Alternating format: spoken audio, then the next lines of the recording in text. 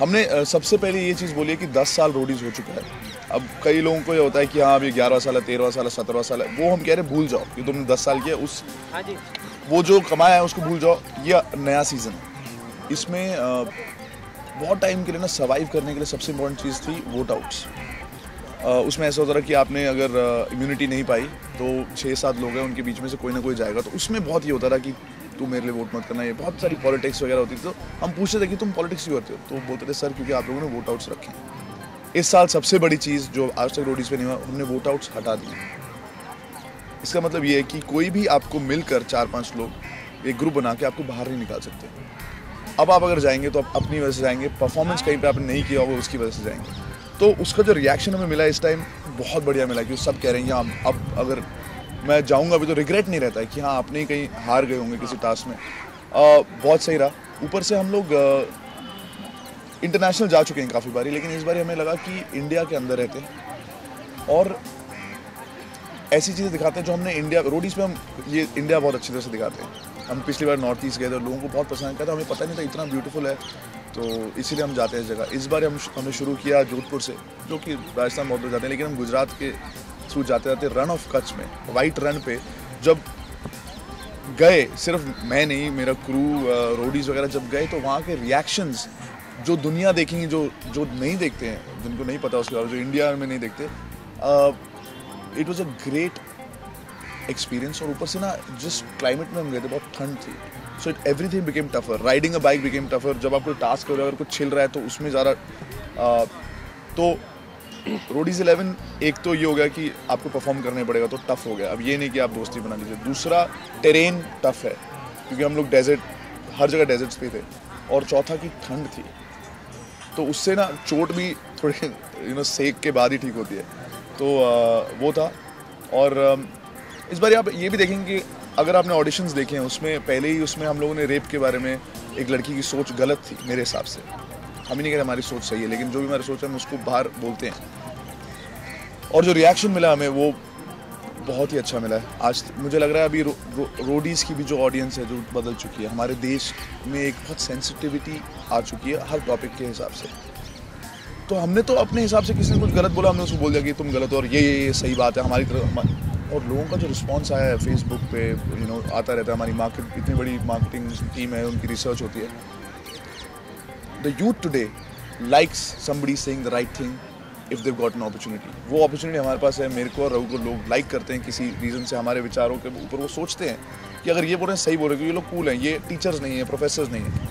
उन्होंने बोला सर आपने सिखाया हमें। सेकेंड एपिसोड में एक एड्स का इन्फेक्टेड एक लड़का था, महाराज, वो आया, हम उससे मिले, गले वाले मिले, बातें की। लोगों को पता लगा कि कुछ लोगों को पता ही नहीं कि एड्स कैसे फैलता है, उसकी क्या क्या प्रॉब्लम्स हैं, क्या क्या प्रिकॉशंस हैं। और एक बार हो जाए तो भी आप, तो ये आई थिंक हम एक अलग, रोडीज़ भी अलग हो गया और एक अलग प्लेटफॉर्म पे हम ऐसी बातें कर रहे हैं जो लोगों को, अब पहले भी हम करते थे रोडीज़ 6 में, पर उस टाइम पे लोग सेंसिटिव नहीं थे। हम लड़कियों की इज्जत वगैरह के बाद रोडीज़ की जर्नी पे भी आप देखेंगे इसकी, जैसे बाहर लड़कियों को चूजिंग की ऑप्शन नहीं मिलती कि हम ये करेंगे वो करेंगे, पर इस बार आप रोडीज़ पे आप देखोगे कि लड़कियों के पास ज़्यादा पावर है।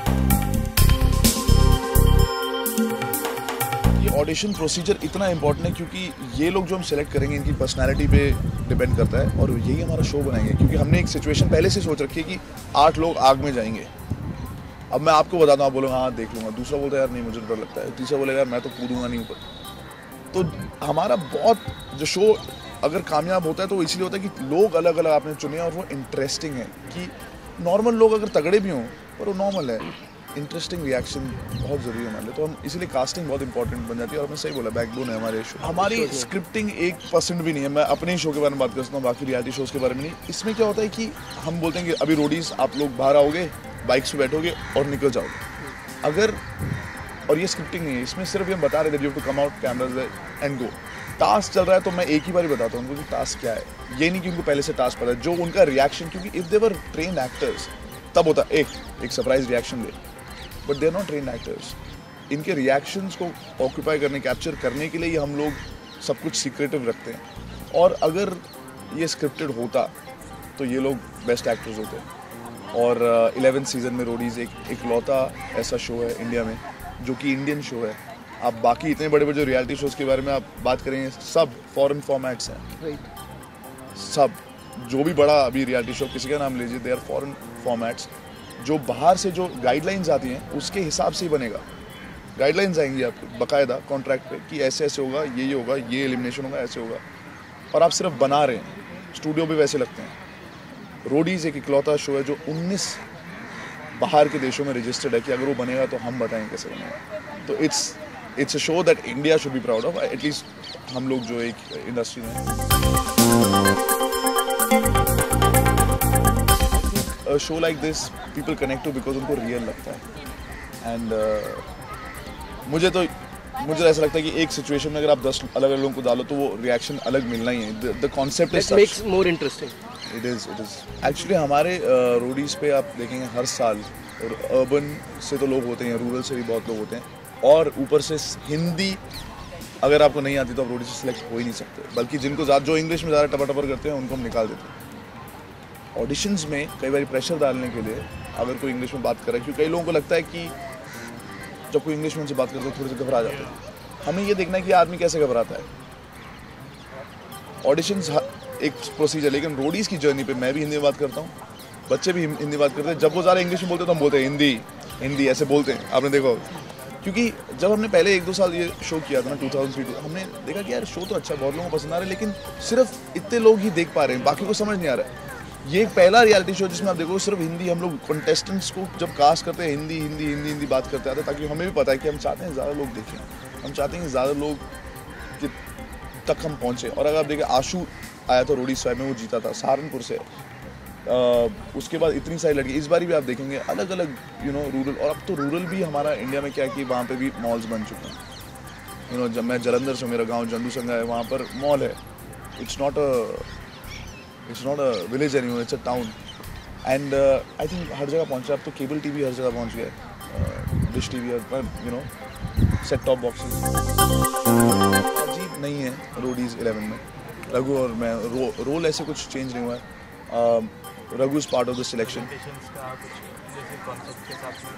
कॉन्सेप्ट के साथ हम बस ये देख रहे हैं कि अब हमने तो जो वजह है ना, जो एक्सक्यूज़ थी पॉलिटिक्स की, वो हटा दी।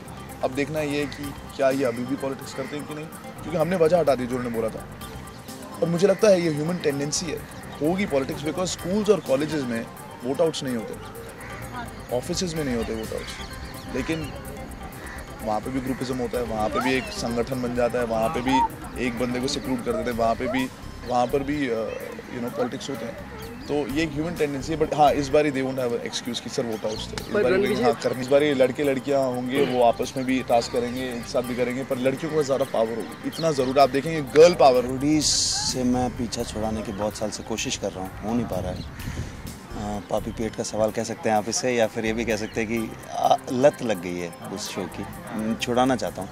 इस साल मैंने एक छोटी सी शुरुआत की है उस तरह। मैं बना नहीं रहा हूँ इस शो को, मेरी टीम जो है वो बना रही है, सेम टीम है, मगर मैं नहीं बना रहा हूँ मगर कैमरे के सामने मैं उसी तरह नज़र आऊँगा जैसे हर साल नज़र आता हूँ, ऑडिशंस में भी और जर्नी में भी। इस बार का एक नया कॉन्सेप्ट है जो मुझे काफ़ी पसंद है, वोट आउट्स हटा के एक नई चीज़ को लाना। वोट आउट्स जिससे लोग कहते हैं कि पॉलिटिक्स और धोखा देने को प्रोत्साहन मिलता है, उसकी जगह ऐसी एक चीज़ लाना जिससे सिर्फ परफॉर्मेंस और आपकी ज़ुबान पे हम प्रेशर डालते हैं।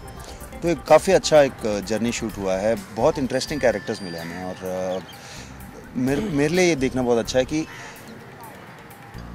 पॉलिटिक्स जो खेलते हैं आदमी, वो ज़रूरत की वजह से खेलते हैं या इंसानी फितरत की वजह से खेलते हैं। क्योंकि स्कूल और कॉलेज में तो वोट आउट नहीं होता, ऑफिसेज में, घरों में वोट आउट नहीं होते, मगर वहाँ पॉलिटिक्स तो फिर भी होते हैं, है ना।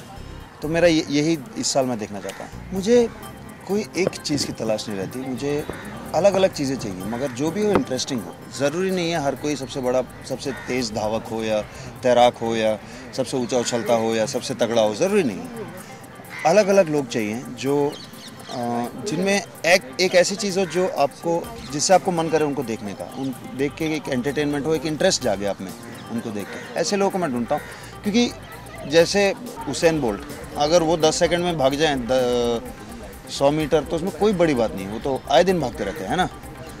अगर जो नहीं भाग सकता उसको अगर 15-20 सेकंड में भी वो दौड़ पाए तो मेरे लिए वो बड़ी बात है, क्योंकि वो उसमें जान दिखती है, उसमें एक पैशन, एक जोश दिखता है, तो वो ढूंढते हैं हम लोगों में।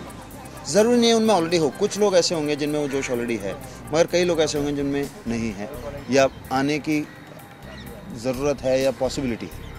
एक लेवल पे सब अलग हैं, बहुत अलग हैं, मगर एक तरह सारे यूथ एक ही जैसे आज, चाहे इंडिया के बाहर के हों, अमेरिका के हों, जापान के हों, यूरोप के हों, या गांव के हों या शहर के हों, इंडिया में एक ही जैसे, उनके होप्स एक जैसे हैं, उनके एस्पिरेशंस एक जैसे हैं। वो जो करना चाहते हैं, अपनी काबिलियत वो एक तरह की मानते हैं, जो कि है।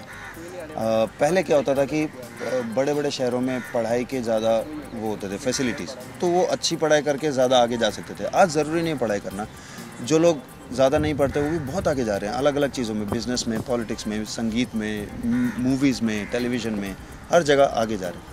तो और ये सबके सामने है, मतलब सिर्फ टेलीविज़न ही नहीं, अब इंटरनेट भी ऐसा आ चुका है कि हर कोई सहारनपुर में भी बैठ के वो यूएसए और यूरोप में क्या हो रहा है, वो फुटबॉल मैचेस हो रहे हैं, स्पोर्ट्स हो रहे हैं या म्यूज़िक हो रहा है, सब देख रहा है, उसको फैशन वहाँ का सब दिख रहा है। तो मैं यूथ में फ़र्क नहीं समझता ज़्यादा, एक्चुअली जितना भी दिखता है ना वो सिर्फ ऊपर ऊपर के फ़र्क है, अंदर सब एक जैसे हैं और अच्छे हैं। उस शो में मैं जो कर रहा हूँ वो एक किरदार समझिए आप, उस किरदार की ज़रूरत है उस शो में, उसके बाहर ज़रूरत नहीं है, उसके बाहर तो मैं ऐसा हूँ।